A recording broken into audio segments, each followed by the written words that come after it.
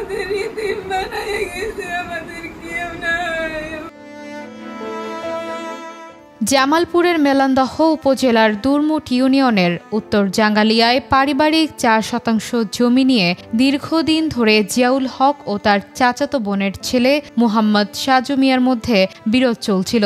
গত 4 জুলাই শুক্রবার জুমার নামাজ আদায় করতে মসজিদে যান জিয়াউল হক।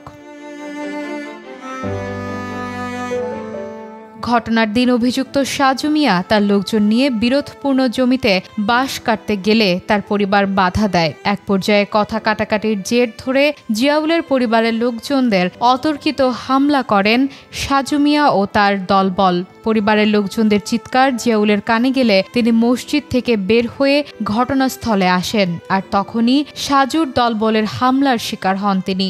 পরে শুক্রবার দিবাগত রাত 1টার দিকে ময়মনসিংহ মেডিকেল কলেজ হাসপাতাল থেকে উন্নত চিকিৎসার জন্য ঢাকায় নেয়ার পথে জিয়াউল মারা যান। আমার বাবা 1 মিনিটও হয় নাই মসজিদ থেকে আসার সাথে আমাদের বাড়িতে এই জমি আসার সাথে ওরা সাফল, খন্তা, তারপরে রড, যাবতীয় জিনিস ওরা কষাই আমার বাবারে নিয়ে আসি। 1 মিনিটও লাগে নাই, আমার বাবারে এমন ভাবে মারছে, মাথা ফাটাই দেওয়ার পর বাবা পড়ে গেছে, গরুর মতন করে বাইরেছে।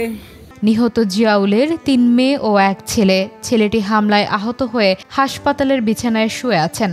দিতে পারেননি বাবার কবরে 1 মুঠো মাটি। এইদিকে বাড়িতে চলছে শোকের মাতম। 3 মেয়ের আহাজারিতে পুরো এলাকা যেন নিস্তব্ধ। আমার ভাইরে মারবো, আমার বাবারে মারবো, এটাই ওদের ছিল। ওরা ওদের জিতটা সাধন করে দিচ্ছে, এটাই ওদের কামনা হয়ে গেছে। আমার বাবা যে মরছে, আমরা এর বিচার চাই, আমরা এর ফাঁসি চাই। বাড়িতে ব্যবহৃত জিয়াউলের সবকিছুতেই বাবার স্নেহের পরশ পান জিয়াউলের বড় মেয়ে জেসমিন। সদ্য পিতাহারা সন্তান যেন বাবার পরিধেয় কাপড় থেকেই স্নেহের পরশ নিচ্ছেন। তিনি অঝরে কেঁদে বিচার দেন বাবার হত্যাকারীদের। আমার বাবারে ওরা হত্যা করছে, আমার বাবার হত্যায় ফাঁসি চাই আমি।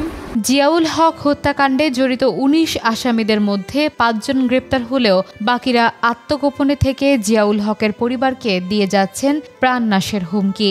নানা শঙ্কায় দিন কাটছে নিহত জিয়াউলের পরিবারের।